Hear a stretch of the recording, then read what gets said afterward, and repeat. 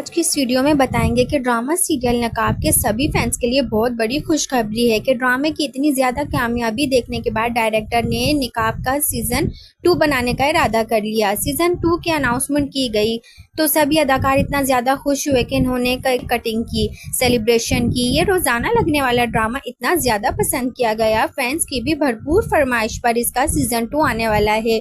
कुछ फैंस का तो ख्याल है कि इसमें ईमान के किरदार के लिए लाइबा खान को चुना जाए, क्योंकि अली अंसारी और लाइबा खान की जोड़ी को बहुत ज़्यादा पसंद किया जाता है। लेकिन नो डाउट कि अली अंसारी के साथ हिना तारिक की जोड़ी भी बहुत खूबसूरत लगी। पहले तो आप लोग सब कमेंट्स में ये बता दीजिए कि अली अंसारी के साथ आप हिना तारिक को ही देखना चाहते हैं या लाइबा खान की सिलेक्शन ज़्यादा बेहतर है। कमेंट्स में ज़रूर बताइएगा ताकि डायरेक्टर तक आपकी पसंद पहुंच सके। डायरेक्टर आपकी पसंद को मद्देनजर रखते हुए सीज़न 2 में कास्टिंग करे।